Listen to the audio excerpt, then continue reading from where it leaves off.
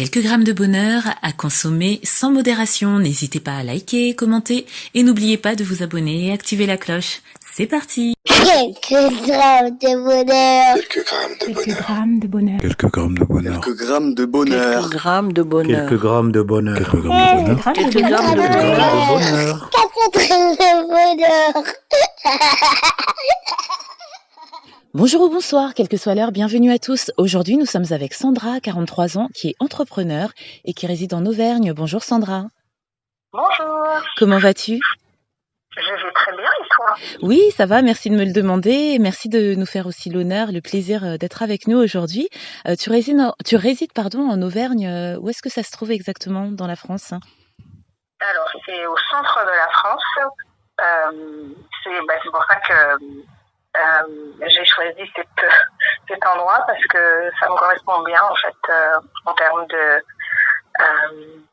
paysage et de calme. Ah oui, c'est en Auvergne qu'il y a des volcans, c'est ça si je ne m'abuse? Tout à fait. C'est D'accord. une région très belle. Oui, je n'en doute pas. Et comment appelle-t-on les habitants? Tu le sais? Les Auvergnats, enfin ceux qui sont, en tout cas c'est l'appellation qui est utilisée en local. Maintenant je ne sais pas si c'est l'appellation officielle. Voilà. D'accord, merci pour cette information. D'autant qu'il me semble qu'un artiste a fait, elle est pour toi, cette chanson, Toi l'Auvergnat qui s'en façonne. Donc oui, ça doit être l'Auvergnat, effectivement. Le nom m'échappe, un artiste très connu d'antan. Et tu es entrepreneur. Alors, en quoi consiste ce métier? Alors, dans mon cas, entrepreneur, ça peut regrouper de nombreux types de profils, mais dans mon cas, je me définis comme quelqu'un qui aime créer des opportunités pour les autres. Donc dans mon profil, c'est accompagner les autres et les aider à réaliser leurs rêves. Waouh, c'est magique quand tu le dis comme ça. Dans la réalité, c'est beaucoup plus concret et beaucoup plus difficile, mais oui, l'idée est vraiment celle-là, quoi. Waouh! Et comment t'es venue ce goût pour parce que je pense qu'il faut avoir l'amour quelque part des autres, enfin sans parler de l'amour en tant qu'émotion, hein, mais il faut avoir le goût pour les autres, les relations humaines, je suppose, hein, pour exercer. Oui, tout à fait. En fait, ça m'est venu petit à petit, mais je pense que je suis née comme ça, avec un amour et une bienveillance pour les autres. Et donc, c'est tout naturellement qu'au fur et à mesure, ça finit par être le métier. Écoute, Sandra, on a à peine commencé, mais cela fait du bien de t'entendre, de t'écouter. Et en parlant de faire du bien, quel bonheur vas-tu partager avec nous? Alors, le bonheur, l'instant que j'ai envie de partager avec vous, ça va être un bonheur que j'ai, on va dire, découvert, même si j'en entendais parler, c'est celui d'être au service des autres. Oui. Alors, si je peux donner un peu plus de précision, c'était lors d'un pèlerinage à Lourdes où je me suis retrouvée par hasard et où j'ai été en fait affectée au service auprès des malades. Oui. Et où pendant une semaine, mon rôle c'était de m'occuper des autres, de les aider à effectuer les gestes du quotidien, de les accompagner dans leur parcours pendant ce pèlerinage-là. Et pour moi, ça a été vraiment un bonheur intense parce que j'avais l'impression d'avoir de vivre ce pourquoi j'avais été créée, tout simplement. Oui, tu t'es sentie utile à ce moment-là? Oui, utile, mais je pense que ça va vraiment plus loin que la simple notion d'utilité. Oui. À la limite, j'ai envie de dire que c'est plutôt auprès desquels j'étais qui m'ont donné cette sensation de bonheur, non pas pour ce que je faisais pour eux, mais plutôt pour ce qu'ils m'apportaient eux et l'exemple qu'ils étaient pour moi. Voilà. Waouh, c'est très intéressant ce que tu dis parce que c'est vrai que dans les relations d'aide, en général, comme on les appelle vulgairement, on a l'impression que c'est la personne aidante qui apporte à l'autre, alors que là, non, tu soulèves un autre aspect qu'on a déjà pu voir dans d'autres épisodes avec des éducateurs, c'est que les publics qu'on accompagne, parce que ces éducateurs préféraient le terme accompagner qu'aider, bah, finalement, on en apprend tout autant, voire plus, et on en reçoit tout autant, voire plus de ceux qu'on est supposé aider, et c'est ce que tu nous mets en lumière, et tu nous parles, voilà, tu nous parles aussi du bonheur que ça t'a apporté, et ça, c'est génial. Mais est-ce qu'avant de creuser par rapport à ce bonheur, on peut revenir un peu en arrière et tu peux expliquer aux gens ce qu'est un pèlerinage et qu'est-ce que Lourdes aussi, parce que tout le monde n'est pas forcément au fait quant à ça. D'accord, bien sûr. Alors en fait, Lourdes, c'est une ville en France dans laquelle il y a un sanctuaire marial, c'est-à-dire dédié à la Vierge Marie. Oui. Et c'est un endroit où les personnes qui ont une foi catholique viennent pour prier l'intercession de Marie et confier leurs douleurs, problèmes, etc. À la Vierge Marie. Et donc c'est un lieu qui est très très fréquenté par tous les catholiques du monde entier. Voilà. Donc un pèlerinage, c'est venir pendant 6 à 7 jours pour partager des prières et des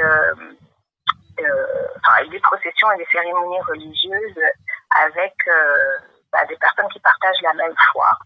Et la dernière fois que j'y étais, il y avait 22 000 personnes en même temps ah oui. dans ce sanctuaire. Voilà. Ah oui, d'accord. Et en plus, en dehors de cette notion de foi, tu as parlé de partage, ce qui nous fait revenir au bonheur dont tu nous as fait mention, et l'aspect, le nouvel aspect que tu nous donnais par rapport à ces relations. Est-ce que ce bonheur, tu l'as ressenti de suite ou ça a été crescendo tout au long de la semaine? Alors, je dirais que ça a été crescendo parce que comme je disais, je me suis retrouvée là un petit peu par hasard. Même si maintenant je crois que le hasard ça n'existe pas vraiment dans la vie, mais oui, ça a été crescendo parce que je suis rentrée dans un univers, enfin celui de l'accompagnement des personnes malades que je ne connaissais pas du tout.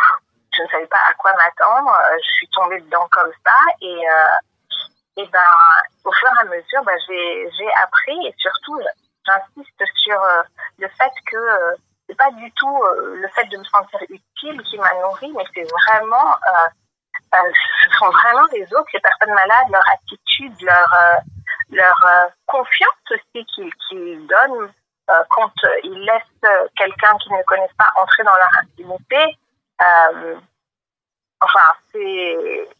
Ça a été pour moi vraiment quelque chose de formidable. Oui. Vraiment. Oui, on sent encore l'émotion, elle est palpable quand tu en parles. Et tu soulignes autre chose, effectivement, c'est laisser les personnes entrer dans notre intimité, dans notre parce qu'on a même dans la société en temps normal, un peu plus, dit-on, en Île-de-France et particulièrement à Paris, c'est vrai qu'il y a cette distance, même physique. Dès qu'une personne s'approche trop, on se sent vite agressé. Et voilà, et dans ces sociétés où les moyens de communication s'ouvrent de plus en plus, on se rend compte finalement qu'on est de plus en plus fermé et de plus en plus opaque aux autres. Et ce que tu dis est d'autant plus fort en fait. Waouh! Et merci de nous l'avoir partagé. Et est-ce que de cette expérience, tu as gardé ou garderas quelque chose, tu penses? Oui. Alors, en partant de là, ce que je me suis dit, c'est que ce monde dont beaucoup de nous rêvent, c'est-à-dire un monde dans lequel on a le temps pour les autres, où on accepte les autres, où le regard qu'on porte sur les autres est un regard bienveillant. Ce monde de partage et de solidarité, il est possible parce que pendant une semaine, je l'ai vécu et expérimenté. Donc, ce que j'en garde, c'est cette espérance-là. C'est si pendant une semaine, à 22 000, on a été capable de vivre cette société que beaucoup considèrent comme utopique, c'est bien la preuve que c'est possible et que donc du coup il faut porter cette espérance-là dans notre quotidien, dans notre relation avec les autres et donner un exemple qui qui est en contradiction, on va dire, avec ce que le monde nous propose aujourd'hui, quoi. Exactement, et tu as parlé d'espérance, et c'est bien le terme, l'espoir de changer les choses, de les voir changer. Tu as parlé d'exemplarité, et c'est aussi de ça dont il s'agit, c'est que finalement, avec le bonheur que tu partages, on voit que chacun à son échelle, si on veut changer les choses, c'est possible, un jour après l'autre, une personne après l'autre, un geste après l'autre, une attention après l'autre, et ça, je te remercie énormément de nous avoir mis tout ça en lumière, et d'avoir, tu parlais d'intimité, partagé ce moment d'intimité avec nous, qui en touchera, j'en suis sûre, plus d'un. C'était avec plaisir, en tout cas. Plaisir partagé, et surtout, tu n'hésites pas à revenir quand tu veux pour partager un autre bonheur. Ça sera toujours une joie de te recevoir. En attendant, tu prends soin de toi, tu prends soin de ta profession qui, comme tu la présentes, fait rêver. Prends soin de ton quotidien et de tous tes projets. Merci beaucoup, et je te souhaite la même chose, et puis à très bientôt alors. Merci, à très bientôt, et n'oubliez pas, vous autres, le bonheur, aussi léger soit-il, n'est jamais loin, alors sachez le voir, vous en saisir et l'apprécier. À bientôt. Quelques grammes de bonheur. Quelques grammes de bonheur. Quelques grammes de bonheur. Quelques grammes de bonheur. Quelques grammes de bonheur. Quelques grammes de bonheur. Quelques grammes de bonheur. Quelques Quelques grammes de grammes bonheur. de bonheur. 4 grammes de bonheur. Également envie de donner un peu de bonheur en partageant le vôtre ? N'hésitez pas à prendre un rendez-vous téléphonique avec moi pour une interview sur le lien suivant que vous trouverez également en barre d'infos. À très vite et n'oubliez pas de vous abonner. Merci.